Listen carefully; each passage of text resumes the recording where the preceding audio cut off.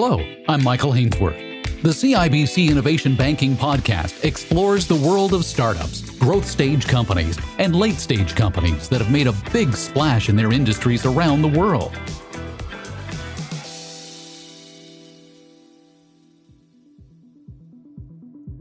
As the Executive Vice President and Chief Security Officer for one of Canada's biggest banks, Keith Gordon has been on the receiving end of an untold number of pitches by startups. What makes a pitch great? How do you get that foot in the door? And once you've got that face time with a prospective client, how do you ensure you don't leave with egg on your face? A great pitch can make all the difference to the deal and turn a client into an evangelist for your product or service. Bad pitch can damage your reputation with future prospects. The CIBC executive tells me he's seen it all. Can we start with your favorite pitch horror story of a startup or an entrepreneur who went about it all wrong? Oh, goodness. Part of one of the things that I enjoy doing is spending time with startups. I think a lot of times folks that are just coming around an idea may not have fully thought through who they're talking to. They're maybe just totally focused on what's this cool new innovative idea that I've come up with. I was out in Silicon Valley one time working with one of the VC firms and going through the pitch scenarios of multiple startups. And it was one day, I just remember my favorite though was the guy that came in, had no idea that I was working for a bank. And the fact that he had no idea that his pants were actually hanging down a little bit too far below it. It was just a very awkward moment of him realizing, wait a minute, my product has nothing to do with you. And, oh, my pants are hanging down a little bit too. So again, both the product and the visual in that case were more than just funny. It was comical. But again, it's one of those moments of know your audience and put your best foot forward. Wow. So then let's expand on this. Let's talk about getting your foot in the door in the first place. You've pointed out in the past that cold calling the corner office really isn't the way to go. Why not? Yeah, I have filters set up in my own email that filter out all of the sales emails anyway. And also, I've got a purposeful email that if the word unsubscribe is anywhere in the content of an email, it automatically goes to another folder. We've got problems looking for solutions, not solutions looking for problems. We know what our problems are. We know what the risks that we're trying to solve. And we look for people to partner with. So really, it gets down to building relationships is the core part of how you get in the door, not just dropping an email from some inside salesperson and expecting me to call back with the next 15 minutes that's available to me. So you're saying you have to do your homework to find out who influences the decision maker and then work with that influencer. Absolutely. And in some cases, it's not even about finding the decision maker inside. You'll eventually get there. But really, you need to find the person that understands what you're doing and that may have ownership around either maturing that environment, that control, that product set, whatever it is. But you got to find the person that you can speak to at a peer-to-peer level and then work with them to help rise up the food chain to show the value in what you're doing. I can imagine when you focus on speaking with those who are, to your point, at a peer-to-peer level, what that's allowing you to do is have probably more open and honest, realistic conversations with that person to help get you to that next level. Absolutely. Perfect example. Actually, part of my team and I were talking with a few startups yesterday. And as a follow-up, there were great ideas. So out of it, we identified for each one of the startups, all right, here's the person you need to go talk to really get to an understanding of, will this even work in our environment? Is this solving the problem that it sounds like you're trying to solve? So you warn entrepreneurs not to oversell their product. But I thought the whole idea of entrepreneurialism was to promise the world and then work your butt off to deliver it.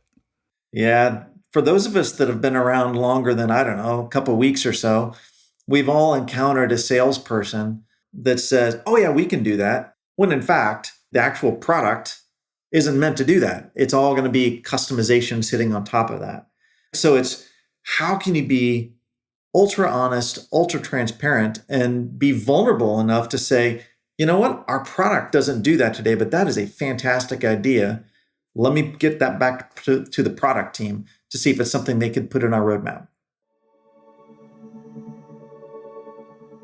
Getting your foot in the door to pitch your product or service is only the first step.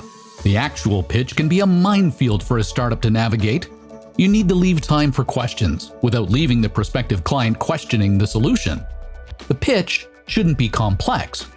And as Gordon tells me, shouldn't promise the world. So once you've got that FaceTime with the influencer, you see that promising to be everything is a red flag. What else do you see as a red flag once you've actually got that FaceTime with that entrepreneur? One of the other challenges, especially for large enterprise, is implementation. I still encounter it on a frequent basis when an entrepreneur or a software company says, oh, well, implementation just takes a couple hours and we can have you up and running in about 2 days. That may be true in 10% of the enterprises that you're going after, but we're talking about a multinational bank. Should a pitch, though, be expansive and detailed, or should it be simple and straightforward? How many slides should my deck have? Yeah, you got to go simple. It's how can we get the message across very clear, very concise. And if you've got more than half a dozen slides, you're going to lose people, especially for entrepreneurs that are technology focused. You may have 2 or 3, maybe 4 slides, but as quickly as you can get to a demo and show it working, the better off you're going to be. Yeah, the example I would share is just like yesterday. Of the 3 startups that we talked to, only 2 of them made it to the demo. The 2 that got through the slides quick and got us to demo, to actually see the product working, got my team excited. Like, wow, that actually works. That's pretty cool. I want to see more. I guess the misunderstanding at the entrepreneurial level is that you need to be as detailed as possible. You need to answer every question in the deck because that's what proves that you've got this widget or this product or service that's going to solve the problem that the enterprise has. I guess that's more of insecurity than anything else because you're trying to build a relationship. You don't want to try to do that all in a single 60-minute meeting. You want to do that over time. That's exactly right, because relationships are what sell, because relationships build trust.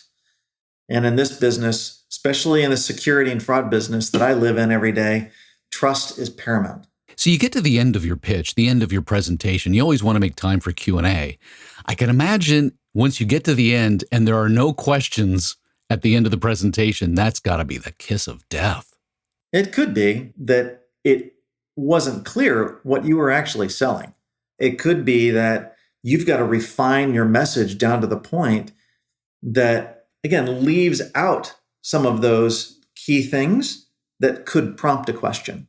And also, what I've seen others do nicely is when you get to that point, if there aren't questions, you wait. Awkward silence isn't a bad thing in all cases.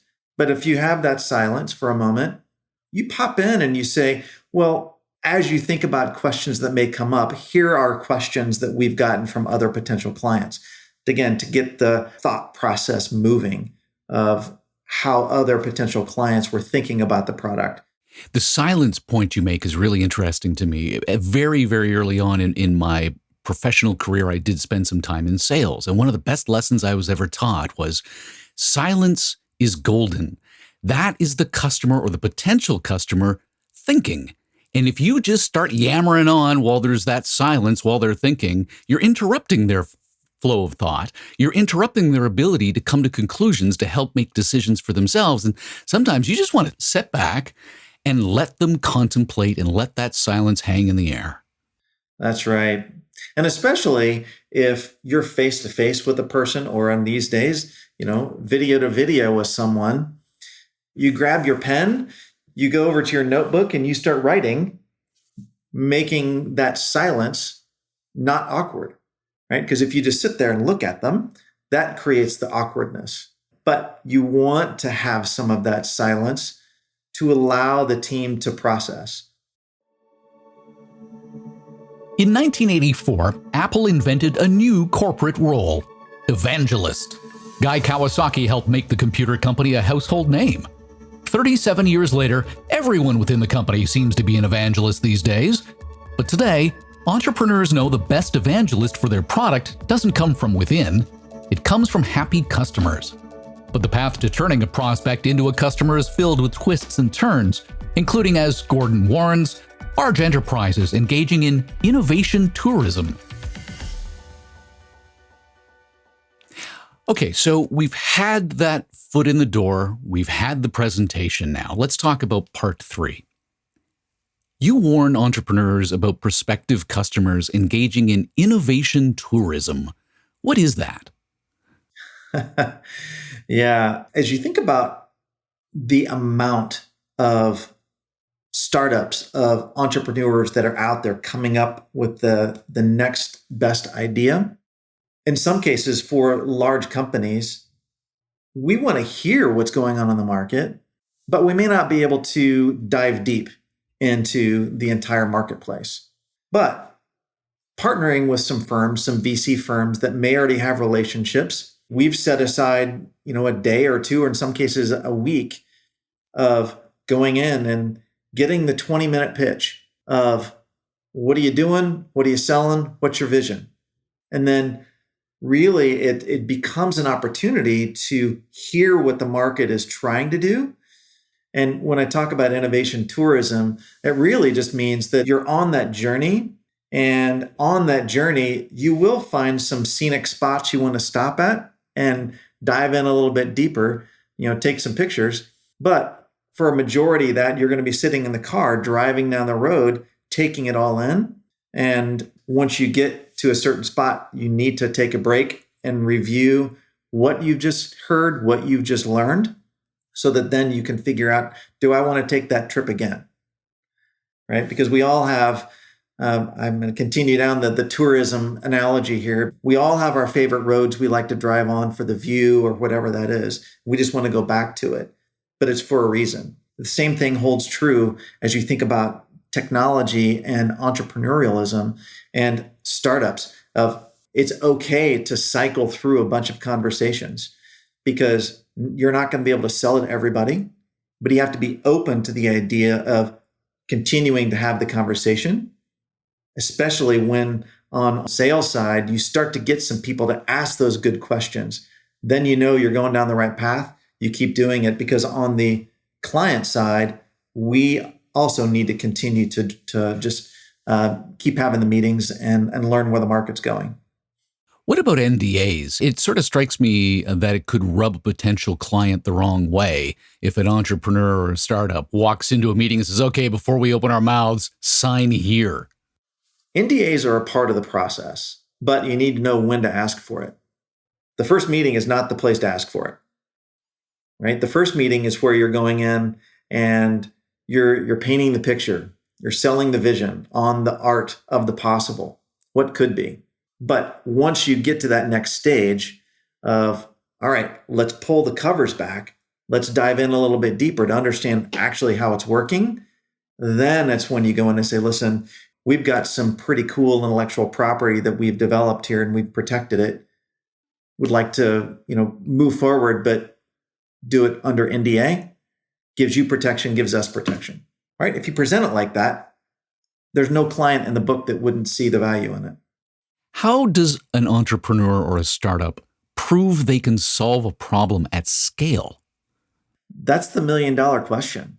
And the challenge with that is until you actually do it, you can't say that you can.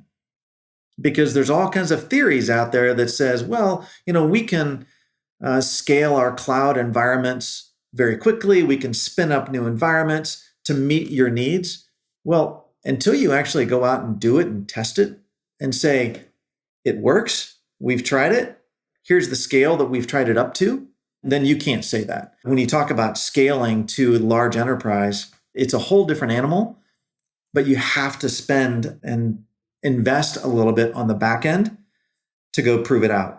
And when you fail or when you miss a deadline, when you can't meet a goal that you've established between you and this new client you've managed to land, from all the people I've spoken to over the course of this series, I suppose one of the bigger lessons that I've learned is that if you are at risk of disappointing the customer, be upfront about it, be forward about it, work with them to overcome whatever the delay or the objection is. Sounds like a much better way to go than begging forgiveness. Absolutely. And I will also say, if you look at a time frame continuum where real time is that definition of something happens in real time and then you respond to it, the vendors and partners that we like to work with are those that are left of that, is that they're proactive. Before we get to something real time that's happened, be communicative. Come up front and say, hey, we think there may be an issue here. We think we may be coming up to a roadblock before it actually hits us. Those are the kind of partners that I'll go back to every single day because I see the value in knowing that nothing's going to be perfect. I don't know that I've ever seen a project go flawlessly with no bumps or issues. There's always something. And I think that's one of the things that as an entrepreneur, folks have to understand, that we understand that. We don't expect perfection. We know there's going to be bumps, but be upfront, be proactive, and that creates partnership. And getting back to a word I mentioned earlier is trust. Right? When you can build trust, being open and vulnerable, that listen, hey, we think we found something, we're still evaluating, but we wanted to bring it to your attention. That's gold. It's been said that the best evangelist for your product is your client. How do you get the customer to sell the experience? And that is an absolutely true statement, because as I think about products that we're evaluating, one of the first things that I go do is I go out and look and see who else is using it. And I don't just go to the website to see what logos are on there. I actually reach out to the people that I know in these companies, because there's been many cases where you may see a logo on a website, but when you actually get down to the reality of what they've done, it may have just been a pilot or something like that. But you call your friend, or you get a friend of a friend at another company and say, what did you guys do with them? Oh, well, we're just still evaluating. We're still in proof of concept mode, right? But then when you get those clients that say, oh yeah, we implemented it. That thing is awesome. It's changed how we operate. Those are those moments that impact us more than anything else as we think about a sales process. So you're suggesting perhaps that there's really not much you as a startup can do to actively ensure that your clients are evangelical about your product other than deliver a solid product. It's deliver a solid product and execute. Do what you said you're going to go do and do it. Keith, this has been a fascinating education. Thank you so much for your time and insight. Absolutely. Happy to help and appreciate the time. Keith Gordon will continue to direct unsolicited pitches directly to his spam folder. And he'll be calling up former colleagues and competitors for insight whenever someone sticks their foot in his door.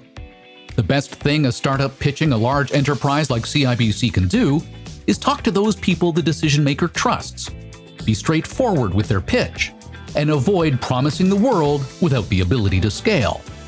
And once the startup sees success, allow their existing clients to act as evangelists, because potential customers will be calling.